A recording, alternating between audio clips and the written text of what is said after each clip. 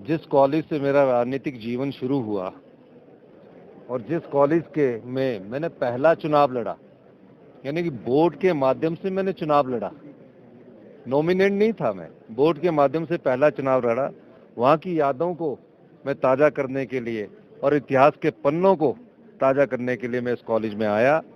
मुझे खुशी हुई है कि इस कॉलेज में जिसने नेता भी दिए, जज भी दिए, डॉक्टर्स टॉप क्लास के वर्ल्ड डॉक्टर जो इंडिया में आज टॉप कर रहे हैं वो इसी कॉलेज से निकले हुए हैं।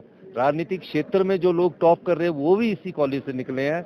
आज मैं अपने अतीत को याद करते हुए मैं यहाँ आया हूँ और मैं कॉलेज के सभी स्टाफ, प्रिंसिपल्स का धन्यवाद करना चाहता हूँ, अपने प्यारे बच्चों का धन्यवाद करना चाहता हूँ कि जो जीवन की शुरुआत मेरे इस कॉलेज से हुई है, उस कॉलेज के बाद मैं अपनी यादों को और वर्तमान की यादों को लेकर मैं आज जा रहा हूं और बच्चों से इस आशा के साथ कि जो भविष्य की शिक्षा के क्षेत्र में चुनौतियां हैं, नई टेक्नोलॉजी आ रही है, उस टेक्नोलॉजी के बारे में मैं थोड़ा इनको जागरूक भी करने आया था और हम इस दृष्टिकोण से आगे बढ़ रहे हैं। कांग्रेस के साथ do you think it is the right time, अच्छा समय है सबको इकट्ठा होना चाहिए?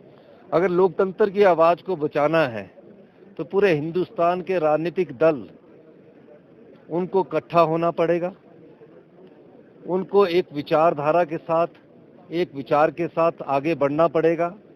और मैं दावे के साथ कह सकता हूं कि अब समय आ गया कि सब लोग इकट्ठा हों और भारतीय जनता पार्टी की जो जन विरोधी, लोकतंत्र विरोधी नीतियां, उसका मुकाबला करने के लिए एक मंच पर आए।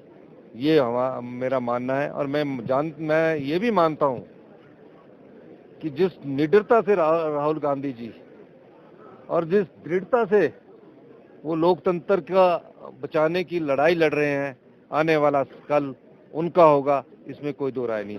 Thank you. राइट टाइम सभी विपक्षी दलों को एक साथ आना चाहिए? देखिए, राहुल गांधी जी लोकतंत्र की आवाज है, वो वॉइस ऑफ डेमोक्रेसी है। संसद में तो उनकी आवाज को बंद किया जा सकता है, हिंदुस्तान की जनता की अदालत में उनको बंद नहीं किया जा सकता। ये कैसा फैसला है जिसमें 24 घंटे में उनकी संसद सदस्यता रद्द कर दी गई। कांग्रेस पार्टी इसका विरोध करती है और कांग्रेस पार्टी आने वाले समय में इस पर एजिटेशन भी करेगी।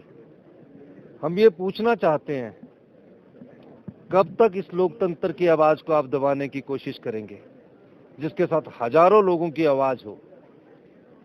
कन्याकुमारी से कश्मीर तक की जब से उन्होंने अपनी पैदल यात्रा की है, लोगों का हजूम उमड़ा, उससे घबराकर 2024 में किसी तरह राहुल गांधी जी जो जनता की आवाज बनते जा रहे थे, उसको जिस प्रकार से रोकने की कोशिश की है, पूरे हिमाचल प्रदेश की कांग्रेस पार्टी उसका विरोध करती है।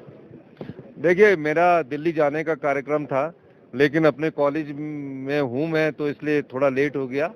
अब मैं अगले 2-3 दिन में दिल्ली जाऊंगा। हम आगे बढ़ रहे हैं। नहीं, बहुत अच्छा लगता है सरकार में। अब एक समय में सब चीजें अच्छी लगती है ना, तो जब अब सब साथी मिलते हैं तो यादें आ जाती है। फिर यूनिवर्सिटी के साथी है, तो इस प्रशासनिक में भी, जुडिशरी में भी हमारे समय के साथी है।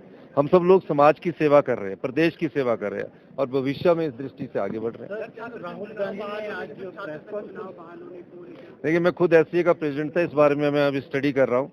और जब मैं एससीए का प्रेसिडेंट था, यूनिवर्सिटी में पढ़ा करता था, तो मेरे सामने 2 मर्डर हुए थे। तो वायलेंस ना हो, कोई ऐसा क्राइटेरिया हम देखेंगे और भविष्य में इस बारे में विचार कर सकते हैं।